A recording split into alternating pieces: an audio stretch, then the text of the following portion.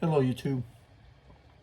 I started my YouTube channel a long time ago, mainly talking about silver.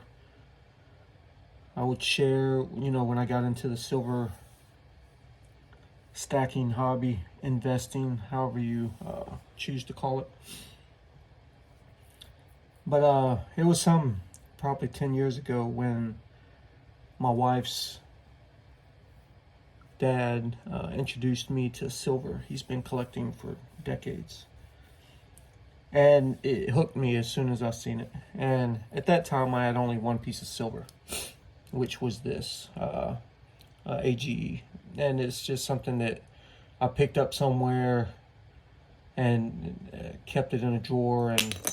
And of all the silver I've had and sold and got rid of, I've always kept this one piece. So I still have this. And I've bought and sold a lot of silver throughout the years, and I've always done pretty good and made money with it. And a few years ago, I bought silver when it was down at 14 bucks an ounce, and I sold it when it was up around 30. So I doubled my money and did pretty good, and invested in other things. And now I've decided to get back into silver. So over the last month, I've accumulated this little small stack here. But I told myself this time that I'm not just going to invest in generic silver. It's going to be something that I like. So everything that I have, it's, because I think it's cool. This little SilverTowne bar, I forgot I even had this. It was in a box that I found it not too long ago. This round was given to me by my sister's brother for Christmas. It's pretty cool. This kook was also given to me. And everything else I've just recently purchased. This YPS 50-gram piece has been a pocket piece of mine for probably 4 or 5 years. I've carried this thing with me every day. Kind of a good luck piece. So this isn't really part of the stack, but it's kind of is. And I thought, I was going to focus completely on Engelhard. If you've watched any of my other videos, it's definitely my favorite type of silver. But as you get back into it, you get a little sidetracked. So I joined a Facebook page that does a lot of buy-sell trading, and they're a very trusted community. And so I've kind of picked up other things that I thought was cool. So starting over here is this JM little 1 ounce bar. I've always liked these. They're serial numbered bars. And this one has some nice toning on it. It's a pretty cool bar. This is also one that I've kept for a few years. This was given to me back when I was in the Army, when I left one of my units.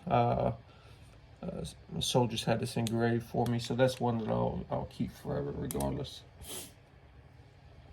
These little Monarch chunky 1 ounce bars, I love these things. So I grabbed a few of these. MK bars make some great stuff. This is a 3 ounce high relief piece from them. This thing gets a lot of attention. It's pretty cool looking. Another MK piece. They have pretty high premium on these, but they're pretty cool looking. It's definitely not something I would buy in bulk, but I like having a few pieces of them. These two were actually given to me by my wife. I bought this off of the page. Cool little sugar skull, 2 ounces. There's I live right here in Central Texas, and there's a guy that makes his own silver, or presses his own silver here. And this is from him, FFC Texas. You can look him up on Instagram. He has some pretty cool stuff. This is a Scottsdale poured 10-inch bar. Kit Kat. Feels great in the hand. Awesome piece. Now I'll tell you that some of my favorite pieces, modern pieces, is PG&G Prospectors Golden Gems. Golden Gems. They make a lot of cool stuff. And I actually ordered a few more pieces from them today. But these 5-ounce pieces are absolutely amazing in the hand. And they make 1, 2, 3, 4, 5, 6, 7. They have 8.88, which is what I bought today. Ounce piece, 9s, 10s.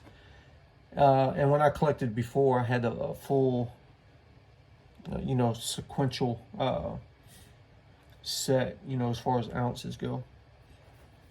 I bought some of these for my son's stack. I have 3 toddlers, and I put silver aside every month for them as well, or I try to every month. I get distracted.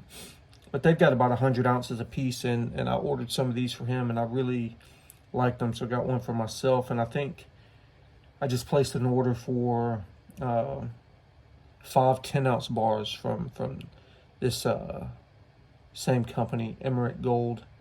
And these things feel great in the hand, and they look good. So I think the majority of everything I collect now is going to be poured or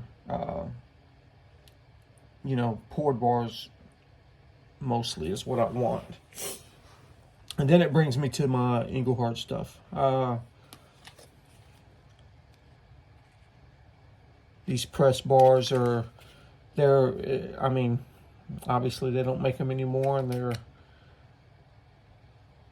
have a very high premium to them, but I think there's 400,000 of these in circulation. So they're not very rare, but they're not very easy to get your hands on.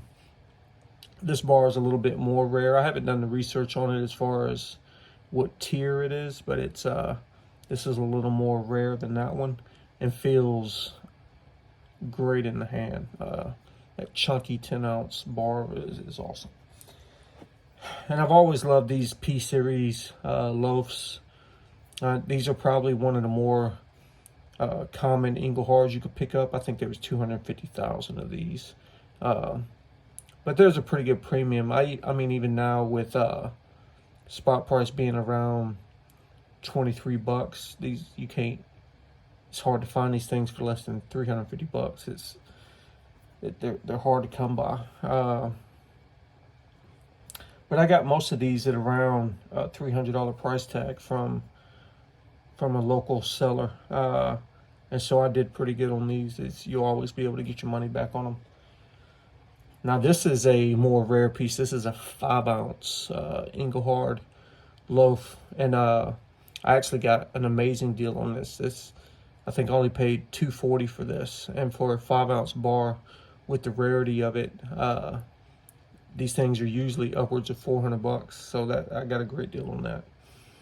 And I actually got an amazing deal on this on eBay, actually. These error bars, it's supposed to be a X8 and then your 5-digit serial number. These error bars are very rare.